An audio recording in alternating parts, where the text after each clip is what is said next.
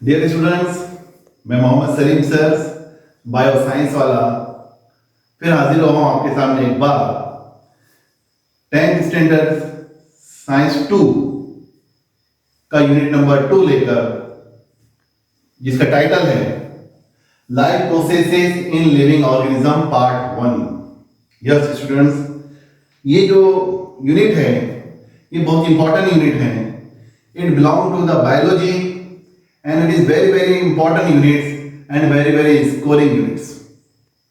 In this unit what we will study life organism, living organism and life processes, living organism and energy production, some nutrients and energy efficiency, cell division और life processes। यानी ये हमको पढ़ना है। 9th standard में भी आपने बहुत सारे लाइफ प्रोसेसेस पढ़े हुए हैं, जैसे एक्सक्रिएशन है, ट्रांसपोर्टेशन है, ट्रांसपीरेशन है, ब्लड सर्कुलेशन है, नर्वस कोऑर्डिनेशन है, हार्मोनल कोऑर्डिनेशन है। आपने बहुत सारे लाइफ प्रोसेसेस पढ़ा है।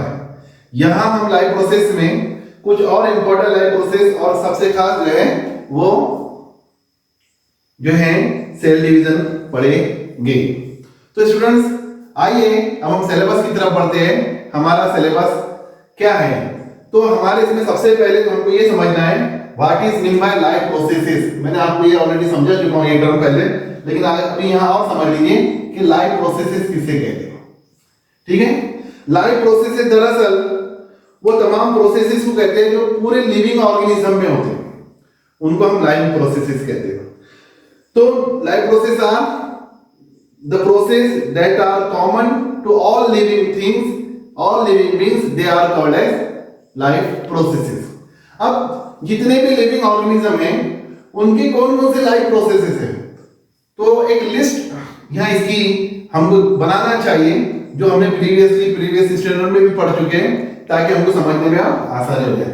सबसे पहला प्रोसेस तो जो कॉमन है जितने लिविंग ऑर्गेनिज्म है सबके लिए, वो है nutrition. Nutrition is what? The process of obtaining of the food and utilization of the food of the organism is called as nutrition। दूसरा जो प्रोसेस है न्यूट्रिशन में आ जाता है वो डाइजेशन, एब्सॉर्प्शन, एसिमिलेशन। ठीक है। तीसरा जो प्रोसेस है वो है सर्कुलेशन, ब्लड सर्कुलेशन। चौथा जो प्रोसेस है वो एक्सक्रीशन है। पांचवा जो प्रोसेस है वो नर्वस कोऑर्डिनेशन है, और इसी के साथ साथ जो पढ़ते हैं हम वो है हार्मोनल कोऑर्डिनेशन। इसी तरह से और है जिसे हम कहते हैं रिप्रोडक्शन,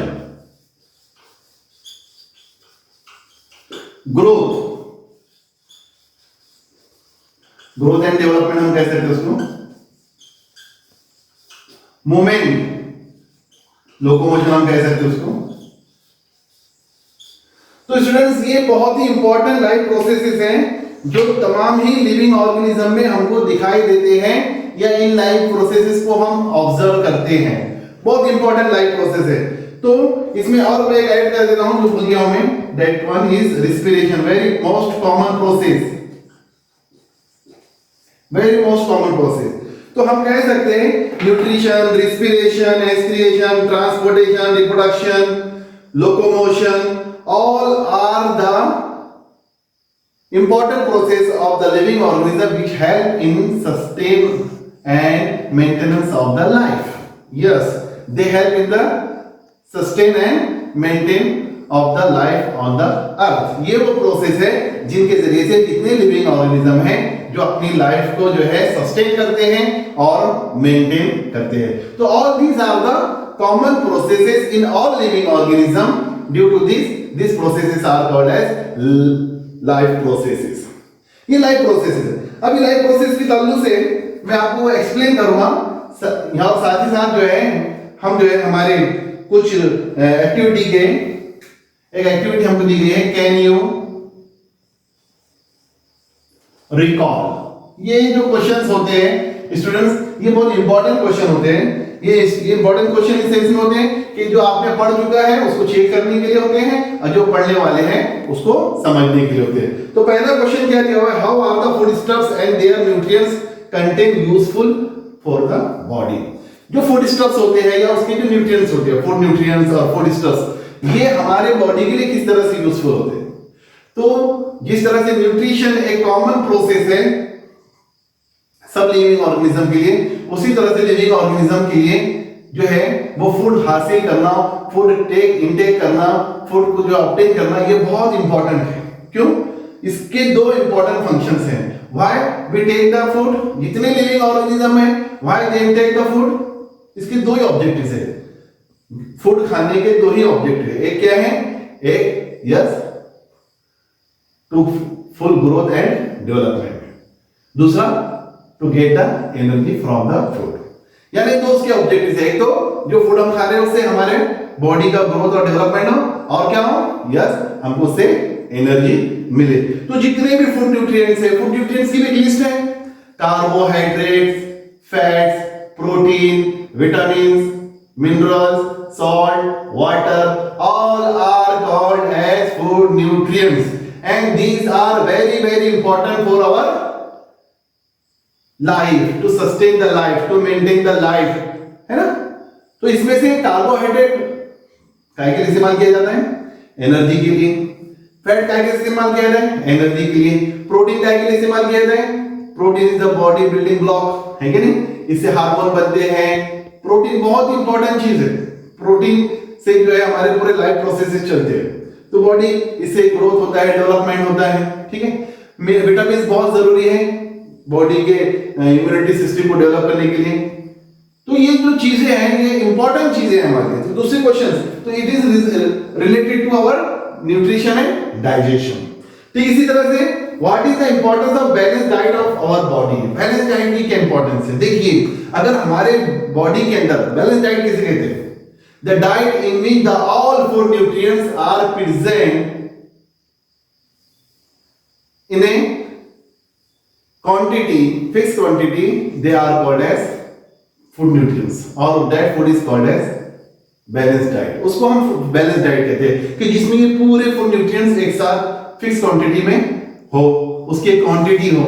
अगर ये फूड न्यूट्रिएंट्स में से एक भी चीज कम हो जाती है तो उसकी हमको डिफिशियंसी हो जाती है, एक भी चीज अगर ज्यादा हो जाती है तो उसको हम ओवर इनटेक हो जाता है उससे।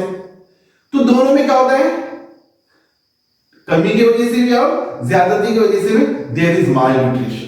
और ये माल न्यूट्रिशन क्या होता है, दो तरह का होता है, एक over nutrition, over intake of the food, और in the balance diet, and under nutrition हो जाता है।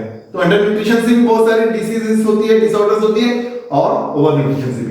इसी तरह से ये भी जो क्वेश्चन है it is also related to our digestion and nutrition. तीसरा क्वेश्चन है which difference function are perform by muscle in our body. हमारे बॉडी के अंदर जो मसल्स होते हैं वो एक सिस्टम के जरिए से चलते हैं, जो मूवमेंट करते हैं, लोकोमोशन ऑफ मूवमेंट जो होता है ये मसल्स के जरिए से होता है। तो ये जो लोकोमोशन ऑफ मूवमेंट है ये हमारे मसल्स और जॉइंट्स की वजह से होता है। अब मसल्स के क्या फंक्शन है, मसल्स क्या है, they are the special types of the tissues. Muscles are formed by the muscular tissues. These muscular tissues are of three types. Then we can say the muscles are of three types. One type of the muscles are called as the voluntary muscle, another type of the muscles are called as involuntary muscles, and third type of the muscles is cardiac muscles. ये muscles की बहुत importance है हमारी body के अंदर। जो voluntary muscles होते हैं ये स्टेटस मसल्स होते हैं, और ये हमारे मूवमेंट में बहुत ज्यादा इंपॉर्टेंट रोल प्ले करते हैं, विलिंगनेस से। इनवॉलेंटरी मसल्स हमारे जो बॉडी के जो ऑर्गन हैं, हार्ट है, लंग्स है, डाइजेस्टिव सिस्टम के जो ऑर्गन है, हाँ ये जितने भी ऑर्गन हैं ये इनवॉलेंटरी फंक्शन करते हैं हमारी बॉडी के अंदर, इनको हम नॉन स्टेरॉइड मसल्स भी कहते हैं। इसी तरह से हार्ट का एक अपने बॉडी में फंक्शन है, मस्कुलर हार्ट हमारा जो पंपिंग ऑर्गन है, इसके भी जो मसल्स है कॉन्ट्रैक्ट और रिलैक्सेशन होते हैं जो हमारे ब्लड सर्कुलेशन में हेल्प करता है। तो ये जो मसल्स हैं they are very very important and they are also related to locomotion and movement and circulation also. तो स्टूडेंट्स ये होता है मस्कुलर सिस्टम के जरिए से। ठीक है, ये जो न्यूट्रिशन होता है, डाइजेशन होता है, ये डाइजेस्टिव सिस्टम के जरिए से होता है। इसी तरह से ब्लड सर्कुलेशन जो होता है, ये सर्कुलेटरी सिस्टम ब्लड सर्कुलेशन के जरिए से होता है। एस्पिरेशन जो होता है एस्पिरेटरी सिस्टम के जरिए से होता है। हार्मोनल कोऑर्डिनेशन जो है वो एंडोक्राइनल सिस्टम के जरिए से होता है। रिप्रोडक्शन जो है रिप्रोडक्टिव सिस्टम के जरिए से होता है। और रिस्पिरेशन जो है रिस्पिरेटरी सिस्टम के जरिए से होता है। तो ये जितने भी बॉडी के फंक्शन हैं, they are very very important and vital function for our life. Next question students क्या है? Yes, what is the importance of digestive juice in digestive system? It is also related to our digestive system. Digestive system में digestive juice stomach के अंदर digestive juice secret होता है। Intestine small intestine में digestive juice secret होता है। ये juice का क्या काम करता है? स्टमक में जो जूस सीक्रेट होता है उसको हम गैस्ट्रिक जूस कहते हैं। स्मॉल इंटेस्टाइन के अंदर जो जूस सीक्रेट होता है उसको हम गैस्ट्रिक जूस कहते हैं। डाइजेस्टिव जूस कहते हैं। क्या काम करते हैं? इसमें एंजाइम्स होते हैं, इसमें म्यूकस होता है, इसमें एसिड होता है और it help in the conversion of the या digestion of the complex food molecule into the simple ones. यही होता है ना डाइजेशन में। जो कार्बोहाइड्रेट है, जो कॉम्प्लेक्स कार्बोहाइड्रेट है, वो सिंपल ग्लूकोज में कन्वर्ट होती है। जो प्रोटीन है वो अमीनो एसिड में कन्वर्ट होती है। जो फैट्स है, कॉम्प्लेक्स फैट्स है, ये जो है फैटी एसिड्स के मॉलिक्यूल में कन्वर्ट होते हैं। तो this conversion takes place with the help of the digestive juice. इसके बाद next question is from which system is in the action for removal of waste material produced in the human body? हमारे body के अंदर जितने भी biochemical reactions होती है, जितने भी जो फिजियोलॉजिकल प्रोसेस होते हैं, जितने भी केमिकल टाइप्स के रिएक्शंस होती है, इसमें कुछ ना कुछ बाय प्रोडक्ट, कुछ ना कुछ जो है वेस्ट प्रोडक्ट तैयार होता है। और ये वेस्ट प्रोडक्ट्स को जो है हमारे बॉडी से एक्सक्रिएट किया जाता है। किसके जरिए से? यस, एक्सक्रिएशन के जरिए से। Excretion is one of the important process in living organism. It excretes the waste, nitrogenous waste, we excrete from our body through the kidney, है ना? Kidney is what? It is our excretory organ. It is comprises our excretory system. So, students, excretory system is very very important for all living organisms. After that, what is the role of circulatory system in energy production? Yes. Circulatory system का क्या काम है हमारे body के अंदर? या circulatory system में क्या होता है? सिर्फ ब्लड ही सर्कुलेट नहीं होता है, ये ब्लड के साथ हमारे हार्ट से एक एक सेल तक, एक एक ऑर्गन तक, एक एक टिश्यू तक, एक एक सेल तक जो है ब्लड को पहुंचाया जाता है। और ब्लड ही नहीं जाता है, वहां पर गैस ऑक्सीजन भी ट्रांसफर होती है, फूड न्यूट्रिएंट्स भी ट्रांसफर होते हैं, एंजाइम्स भी ट्रांसफर होते हैं, हार्मोन भी ट्रांसफर होते हैं। और ये जो है पूरे बॉडी को थ्रू आउट द बॉडी पूरे सर्कुलेटरी सिस्टम के जरिए से पूरे सिस्टम्स को कनेक्ट किया जाता है। देखिए एग्जांपल के तौर पे, ठीक है, फूड जो होती है, फूड न्यूट्रिएंट्स ये एब्सॉर्ब कर लिए जाते हैं स्मॉल इंटेस्टाइन के पास से, ब्लड वेसल उसको एब्सॉर्ब कर लेती है। वो ब्लड एब्सॉर्ब करने के बाद इसको डिफरेंट टाइप्स के ऑर्गन को लेके जाती है, ऑर्गन से फिर वो टिश्यू और सेल्स को जाती है। फूड न्यूट्रिएंट्स वहां चले गए, फूड न्यूट्रिएंट्स चले गए। तो डाइजेस्टिव सिस्टम का कांटेक्ट किससे आया? यस, सर्कुलेटरी सिस्टम से। अब यहां क्या हुआ? ये फूड न्यूट्रिएंट्स बहुत, ये ब्लड के अंदर बहुत सारी जो है ऑक्सीजन भी गई उसके साथ साथ, है ना? तो ऑक्सीजन कहां से गया ब्लड में? लंग से ऑक्सीजन लेने के बाद कहां गए? एक एक सेल तक। वहां सेल ने क्या किया? उस ऑक्सीजन को यूटिलाइज किए। और उस ऑक्सीजन को यूटिलाइज क्यों किए? क्योंकि जो फूड मॉलिक्यूल्स डाइजेस्टिव सिस्टम के जरिए से आए थे, तरफ से आए थे, उसको जो है क्या किया गया है? यस, रिस्पिरेशन के जरिए से उसका सेलुलर रिस्पिरेशन हुआ और वहां से उससे एनर्जी हासिल की गई। वो फूड मॉलिक्यूल से उस ऑक्सीजन की मौजूदगी के अंदर एनर्जी हासिल की। अब वो एनर्जी किसके लिए यूज हुई? वो जो है ऑर्गन ने भी उसको इस्तेमाल किया फंक्शन करने के लिए, और पूरे बॉडी ने उसको इस्तेमाल किया। क्यों? Energy is used in the form of the ATP, and ATP is what? It is the cash currency of the body which is the production of respiration. तो रिस्पिरेशन के जरिए से जो है एटीपी जो है हासिल होते हैं, और वो एटीपी को जो है लिविंग ऑर्गेनिज्म अपने मेटाबॉलिक एक्टिविटीज के लिए इस्तेमाल करते हैं, और इसी तरह से फिजियोलॉजिकल फंक्शन के लिए इस्तेमाल करते हैं। तो ये एनर्जी कंजर्वेशन के लिए हुआ। इसी तरह से how are the various process occurring in human body control? जितने भी वेरियस प्रोसेसेस हैं हमारे बॉडी के, ये कैसे कंट्रोल होते हैं? In how many ways? तो दो ही प्रोसेस हमारे बॉडी के अंदर है, दो ही जो है सिस्टम हमारे बॉडी के अंदर है जो कंट्रोल करते हैं पूरी बॉडी के प्रोसेस को।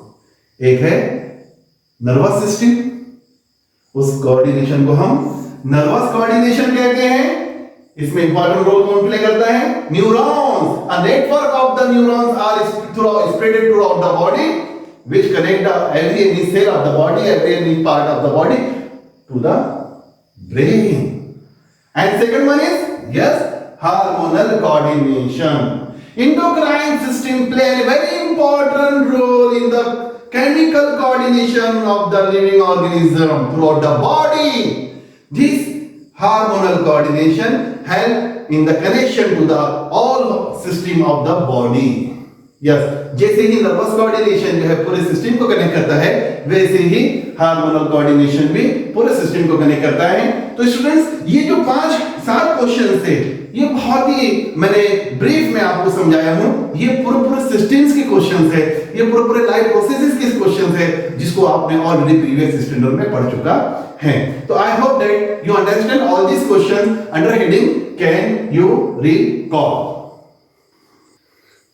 Now students, living organism and life processes. तो लिविंग ऑर्गेनिज्म और लाइफ प्रोसेसेस क्या है? तो हमने लिविंग ऑर्गेनिज्म और लाइफ प्रोसेस के अंदर देखा है न्यूट्रिशन। लाइफ प्रोसेसेस क्या है? Nutrition, transportation, excretion, reproduction, growth, development, hormonal coordination, nervous coordination and some other types of the life processes that are help in the sustaining of the life or to maintain the life. These processes are called as life processes. ये बहुत important processes है। ये life processes में एक भी process अगर जिंदगी का रुक जाता है तो लाइफ रुक जाती है। तो ऐसे प्रोसेस का सस्टेन होना इंपॉर्टेंट है, लाइफ में मेंटेन होना इंपॉर्टेंट है। अब लिविंग ऑर्गेनिज्म इसको कैसे जो है मेंटेन करते हैं वो हम देखेंगे। तो living organism and life processes, तो हम जानते हैं स्टूडेंट्स कि अब हम हैं मल्टीसेलुलर ऑर्गेनिज्म है हम। अब जहां हमारे बॉडी के अंदर अभी मैं रिस्पिरेशन भी कर रहा हूं, अभी मेरे बॉडी में ब्लड सर्कुलेशन भी शुरू है, अभी मैंने अगर खाना खाया तो डाइजेशन भी शुरू है, एब्सॉर्प्शन भी शुरू है, एसिमिलेशन भी शुरू है, ब्लड सर्कुलेशन शुरू है। ब्लड सर्कुलेशन शुरू है तो उसमें वो पूरे बॉडी के दूसरे सिस्टम से कनेक्टेड है, दूसरे प्रोसेस से कनेक्टेड है। All these processes are occurring at the same time, लेकिन किसी में कोई हर्डल्स नहीं, किसी को कोई डिस्टर्बेंस नहीं, सब अपने अपने हिसाब से बराबर चल रहे हैं। तो ये जो चल रहे हैं क्यों चल रहे हैं? Due to the coordination, coordination की वजह से चल रहे हैं। तो सभी लिविंग ऑर्गेनिज्म के अंदर ये प्रोसेस जो है कंटिन्यू शुरू है। Digestive system, respiratory system, excretory system, control system सब जो है शुरू है। और ये नहीं शुरू है बल्कि एक्सटर्नल और इंटरनल जो ऑर्गन हैं वो भी परफॉर्म कर रहे हैं अपने अपने फंक्शन। एक्सटर्नल इंटरनल ऑर्गन भी जो है परफॉर्म भी कर रहे हैं उनके फंक्शन इंडिपेंडेंटली। तो इनके लिए क्या जरूरी है फिर? But it is due to the coordination. उनके अंदर क्या शुरू है? कोऑर्डिनेशन। तो जितने भी लिविंग ऑर्गेनिज्म है, चाहे यूनिसेलुलर ऑर्गेनिज्म हो या मल्टीसेलुलर ऑर्गेनिज्म हो, यूनिसेलुलर ऑर्गेनिज्म में भी ये पूरे प्रोसेसेस होते हैं, मल्टीसेलुलर ऑर्गेनिज्म में भी ये पूरे प्रोसेस होते हैं, बट विद द कोऑर्डिनेशन। तो overall system is in the action in more or less same way in the all organisms. ये जितने प्रोसेस है सेम वे में होते हैं सभी ऑर्गेनिज्म के अंदर। तो अब हम देखते हैं कि इतने भी प्रोसेसेस हैं ये कैसे चल रहे हैं, कैसे चलाया जाता है इनको। तो ये खुद ब खुद तो नहीं चल रहे हैं, ये इसको कुछ ना कुछ चाहिए चलने के लिए। एक गाड़ी होती है, एक बाइक होती है, एक व्हीकल होती है, ये क्या खुद ब खुद चलती है? नहीं, इट रिक्वायर्ड एनर्जी।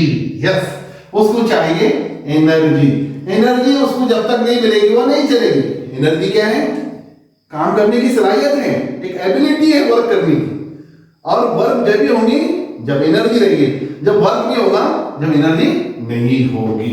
तो एनर्जी के लिए जो है जरूरत। अब एनर्जी के लिए हमारे पास क्या है? We have food molecules. और फूड जो है सभी लिविंग ऑर्गेनिज्म के लिए इंपॉर्टेंट है। काय के लिए? यस, मैंने बताया दो ही उसके ऑब्जेक्टिव्स है, एक ग्रोथ और डेवलपमेंट, दूसरा एनर्जी हासिल करना। तो हमारे पास जो फूड न्यूट्रिएंट्स है वो है कार्बोहाइड्रेट्स, फैट्स है, लिपिड्स है, ये इंपॉर्टेंट सोर्सेस है एनर्जी। प्रोटीन जो है वो बॉडी बिल्डिंग ब्लॉक में आता है, लेकिन ये जो है इंपॉर्टेंट सोर्सेस है। Carbohydrate, fats, lipids are the main source of this energy and it is harvested by, अब लिविंग इन दिस ऑर्गेनिज्म इसको कहां से लेते हैं? तो it is harvested by one of the important cell organelles that is mitochondria. Mitochondria जो है इसको हार्वेस्टेड करने में मदद करता है। Yes, it is important cell organelles in the eukaryotic types of the organisms which help in the complete oxidation of the food molecules. Due to this we get the more energy from food molecules. इसी की वजह से हमको जो है food बहुत ज्यादा energy मिलती है।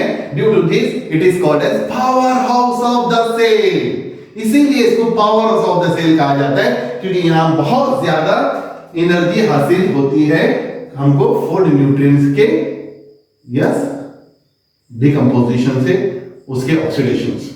तो स्टूडेंट्स ये एनर्जी बहुत जरूरी है, प्रोडक्शन ऑफ एनर्जी काय के लिए जरूरी है? To do the work. ये जितने भी प्रोसेसेस हैं इनको चलाने के लिए एक कोऑर्डिनेशन है, जितने प्रोसेस है उनको चलाने के लिए एनर्जी जरूरी है। वो एनर्जी कहां से आती है? फूड से आती है। फूड क्या है? हमारे लिए फ्यूल का काम करता है। All this food stuffs and oxygen are transported up to the cell to the, अब क्या हो रहा है? ऑक्सीजन चाहिए, ऑक्सीजन कहां से आ रही है? रिस्पिरेशन से। फूड कहां से आ रही है? डाइजेस्टिव सिस्टम से। ये कोऑर्डिनेशन, ठीक है, रिस्पिरेटरी सिस्टम से, डाइजेस्टिव सिस्टम से।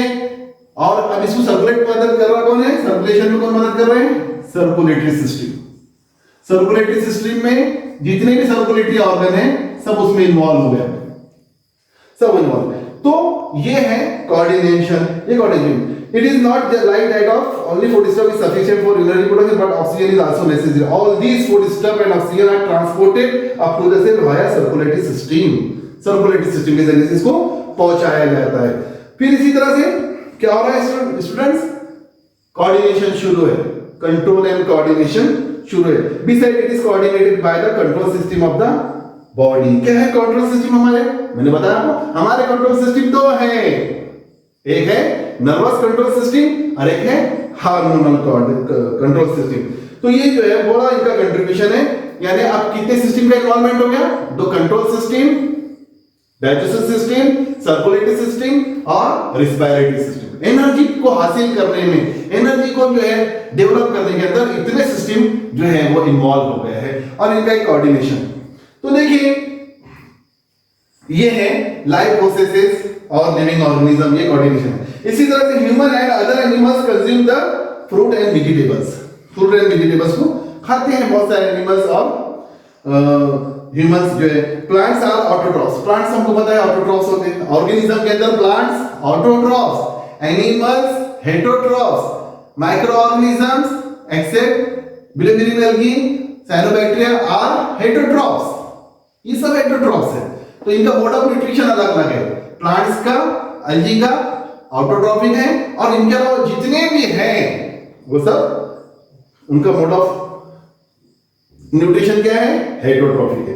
तो they prepare their own food, plants अपनी फूड को तैयार करते हैं और utilize some of the food for themself. अब प्लांट्स फोटोसिंथेसिस के जरिए अपनी फूड को तैयार कर लेते हैं और खुद तो यूज करते हैं वो फूड को, और फिर क्या करते हैं? स्टोर करके रख देते हैं, लीफ में, स्टेम में, फ्रूट में, फ्लावर में। कुछ उनकी जो है एक्स्ट्रा जो बच जाता है, जिसको यूटिलाइज नहीं कर पाते हैं, वो स्टोर हो जाते हैं। फिर वो किसके लिए अवेलेबल हो जाते हैं?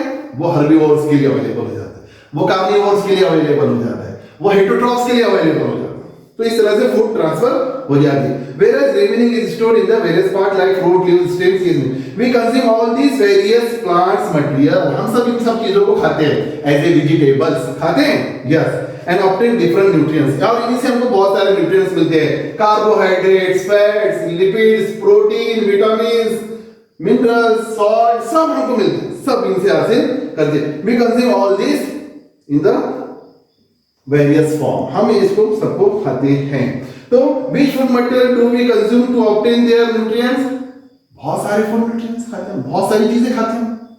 प्लांट्स में, एनिमल्स से भी हम फ्लैश से भी जो है बहुत सारे, फिश से, एग से, मिल्क से, बहुत सारे न्यूट्रिएंट्स हमको मिलते हैं। एक लंबी लिस्ट जो है हम तैयार कर सकते हैं फूड न्यूट्रिएंट्स के सोर्सेज की। तो students, we obtain the carbohydrate from milk, fruit, jaggery, cane sugar, vegetables, potato, sweet potatoes, ये तो सोर्सेज हैं। ऐसे तो प्रोटीन के सोर्सेज निकाल सकते हैं हम, ये तो कार्बोहाइड्रेट के सोर्सेज है। ऐसे ही हम जो है लिपिड्स के सोर्सेज निकाल सकते हैं, एक लंबी लिस्ट तैयार हो सकती है। विटामिन्स के सोर्सेज निकाल सकते हैं, एक लंबी लिस्ट तैयार हो सकती है हमारे पास कि फूड न्यूट्रिएंट्स के कौन कौन से सोर्सेज हैं। तो व्हीट, मेज, मैगी, ज्वार, मिलेट, राइस एक्सेट्रा, ये सब जो है हमारे लिए कार्बोहाइड्रेट के सोर्सेज है। 4 किलो कैलोरीज एनर्जी पर ग्राम ऑफ कार्बोहाइड्रेट। हम जो है अगर से ये अंडरलाइन कर लीजिए सेंटेंस को, बहुत इंपॉर्टेंट है, अंडरलाइन कर लीजिए। We get 4 kilo calories energy पर ग्राम ऑफ कार्बोहाइड्रेट, यानी कार्बोहाइड्रेट के 1 ग्राम से 1 ग्राम कार्बोहाइड्रेट का ऑक्सीडेशन हमारे बॉडी में होगा तो हमको 4 किलो कैलोरीज एनर्जी जो हमको हासिल होती है after the respiration in the form of ATP, that is in the form of the calories में गिनते हैं उसको, ठीक है। तो 4 किलो कैलोरीज एनर्जी अंडरलाइन कीजिए, इंपॉर्टेंट क्वेश्चन है कि कार्बोहाइड्रेट से 1 ग्राम कार्बोहाइड्रेट से हमको कितने किलो कैलोरी एनर्जी हासिल होती है। इंपॉर्टेंट क्वेश्चन है, it may ask in the true और फॉल्स, ठीक है।